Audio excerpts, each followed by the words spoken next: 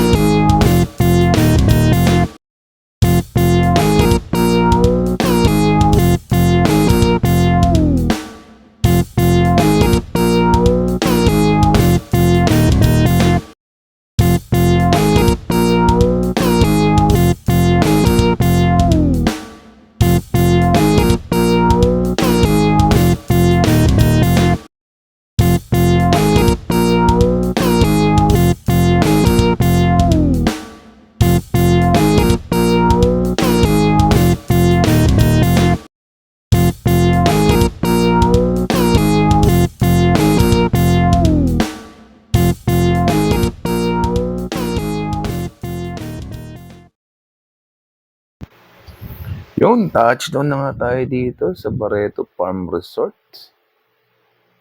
Dito lang yan dito sa Kaibanban. Tingnan mo yung gate. Dito tayo sa gate. Nasa labas pa lang tayo. At pagpasok natin, yan. Yung mga rooms. Kasi kasal nga ang pinsan ko, ito yung setup ngayon dito sa amin.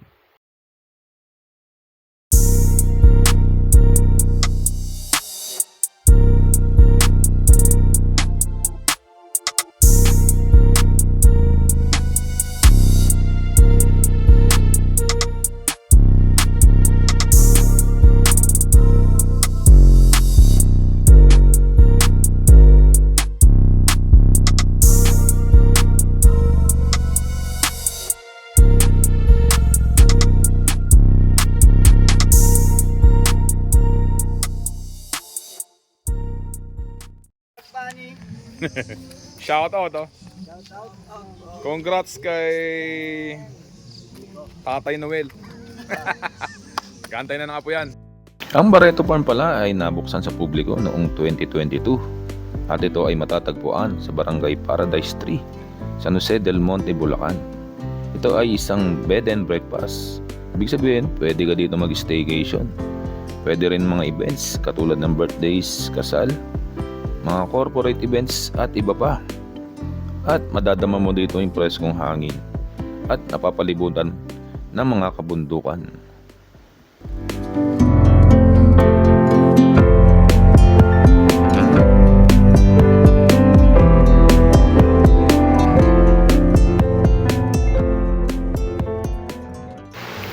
Katatapos lang ng ceremony ay magpagkakataon tayo makalabas muna at silipin tong view. Dito sa labas to ng gate lang, pero sakop pa rin to ng Barreto pa. Parang may rancho dyan. Ito nga yung bagong kasal. Aking mga pinsan ay nagpipictorial ulit. At bago yung kanilang program after ceremony. Kaya tara, mag-ikot muna tayo dito. Ito nga pala yung mga rooms sa labas. So, PM nyo na lang or message lang kayo kay Barreto pa para alam, para doon sa mga rates, sa mga rooms at doon sa lugar. Kasi hindi ko abisado yung ano dito kung magkano.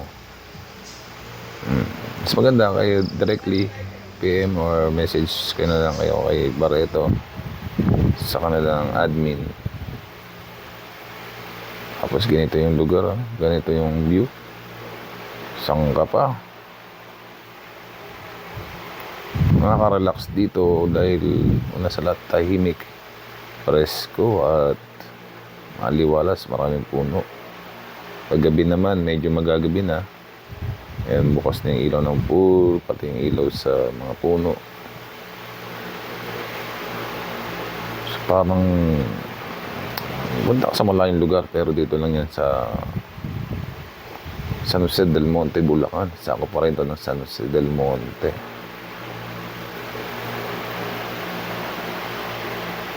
Pag-relax.